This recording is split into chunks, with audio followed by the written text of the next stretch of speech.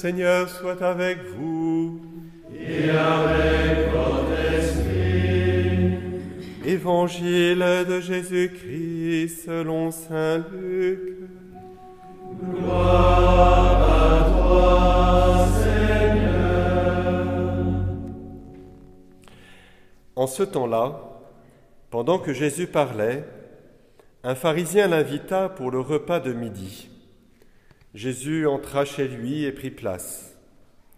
Le pharisien fut étonné en voyant qu'il n'avait pas fait d'abord les ablutions précédant le repas.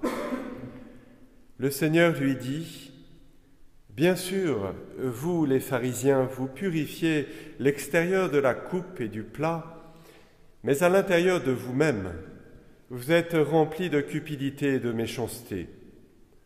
Insensé, celui qui a fait l'extérieur n'a-t-il pas fait aussi l'intérieur ? Donnez plutôt en aumône ce que vous avez, et alors tout sera pur pour vous. » Acclamons la parole de Dieu. Louange à toi, Seigneur Jésus.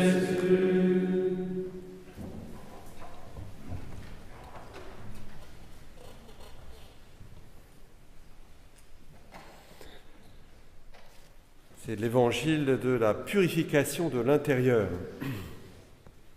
C'est de là que nous devons commencer chaque jour. Voilà ce que nous rappelle l'Évangile. Appliquons-le aux journées de ce chapitre. Commencer par la purification de l'intérieur. Il est important de travailler sur les structures de la congrégation, de notre institution, et c'est d'ailleurs ce qui nous est demandé. Mais tout cela n'est que la purification de la coupe et du plat. Pour ne pas devenir des pharisiens de l'extérieur de la coupe et du plat, l'Évangile nous rend attentifs à notre vie intérieure.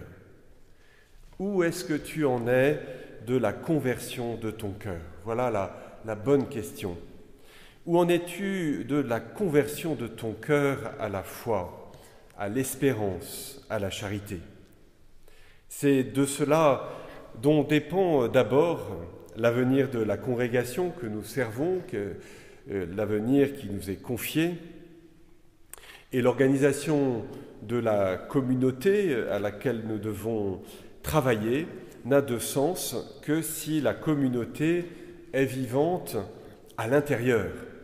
Si son organe central, c'est nous en l'occurrence, si cet organe central d'abord se purifie dans la ferveur, et si chacun des frères qui composent cet organe central se purifie d'abord dans la ferveur. Aujourd'hui, l'Église fête Saint Jean XXIII, le pape du Concile, qui est remarquable dans sa vie par l'attention qu'il avait à ce qui se passait dans son âme.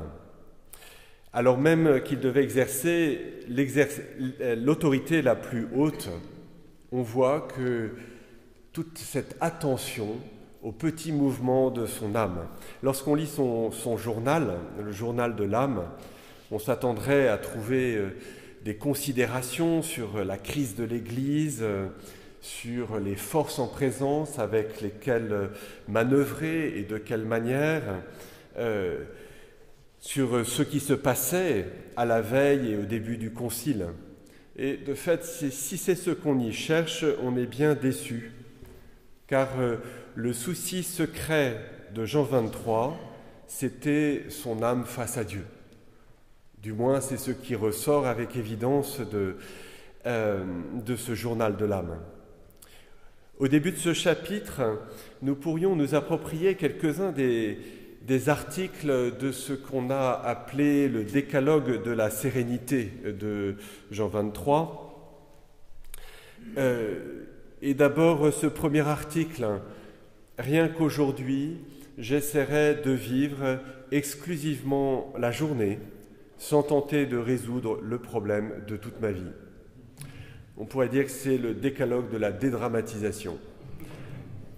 Deuxième article, rien qu'aujourd'hui, je porterai mon plus grand soin à mon apparence courtoise et à mes manières. Je ne critiquerai personne et ne prétendrai redresser ou discipliner personne, si ce n'est moi-même. C'est l'homme qui s'est trouvé à la tête de l'Église qui parle. Nous sommes certes très haut placés, comme capitulants du chapitre général, mais prenons exemple du Saint-Pape. Commençons par notre propre conversion. C'est une loi absolue pour la paix dans l'Église. Au 4e article, il dit « Rien qu'aujourd'hui, je m'adapterai aux circonstances sans prétendre que celles-ci se plient à tous mes désirs. » L'accueil des circonstances, c'est le premier acte d'obéissance à la volonté de Dieu. Un accueil positif de ce qui se passe et qui échappe à notre volonté. L'accueil des circonstances sans colère contre Dieu, plus ou moins consciente, sans tristesse à cause de ce que Dieu fait. Sa devise, c'était « obéissance et paix ». De l'obéissance vient la paix. Au 8e article du même décalogue, Saint Jean 23 dit « Rien qu'aujourd'hui, j'établirai un programme détaillé de ma journée. » C'est pour les frères du définitoire en particulier. « Je ne m'en acquitterai peut-être pas entièrement, mais je le rédigerai et me garderai de 2 calamités, la hâte et l'indécision. » Les responsables de commission se sont acquittés de la première partie de ce commandement, préparé dans le détail. Le définitoire a demandé un minutage des séances. Il y a 3 écueils. Le fait d'être stressé ensuite par la réalisation à la minute près de ce qui a été réalisé, et puis les 2 calamités, la hâte et l'indécision. Rien qu'aujourd'hui, dit le 9e article, je croirais fermement, même si les circonstances prouvent le contraire, que la bonne providence de Dieu s'occupe de moi comme si rien d'autre n'existait au monde. Cet acte de foi est nécessaire. Cet acte de foi est absolument nécessaire. Sans lui, l'intérieur se remplit de choses dégoûtantes. Croire que la bonne providence de Dieu s'occupe de moi comme si rien d'autre n'existait au monde. Nous devons nous renouveler dans cet acte de foi alors que nous commençons notre chapitre. Et enfin, Saint Jean 23 se donnait ce commandement, rien qu'aujourd'hui, je ne craindrai pas. Et tout spécialement, je n'aurai pas peur d'apprécier ce qui est beau et de croire en la bonté. Le bon pape Jean n'était pas bon parce qu'il était naïf, il était bon parce qu'il était courageux. Courageux d'apprécier ce qui est beau et de croire en la bonté, alors même que les hommes se menaçaient les uns les autres avec la plus grande violence jusqu'à la menace de destruction nucléaire. À l'intérieur, il y avait une vie spirituelle, humble et tenace. Je suis en mesure de le faire bien pendant 12 heures, ce qui ne saurait pas me décourager, comme si je pensais que je dois le faire toute ma vie durant.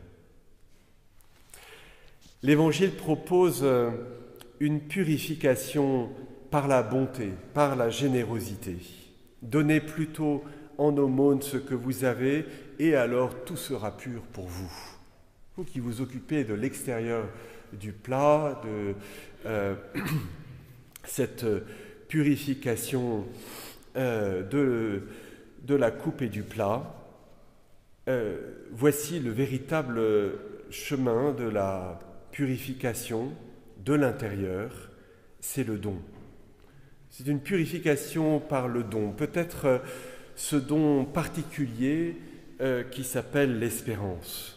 Ce don qui consiste à faire crédit à l'avenir, à sacrifier quelque chose pour l'avenir.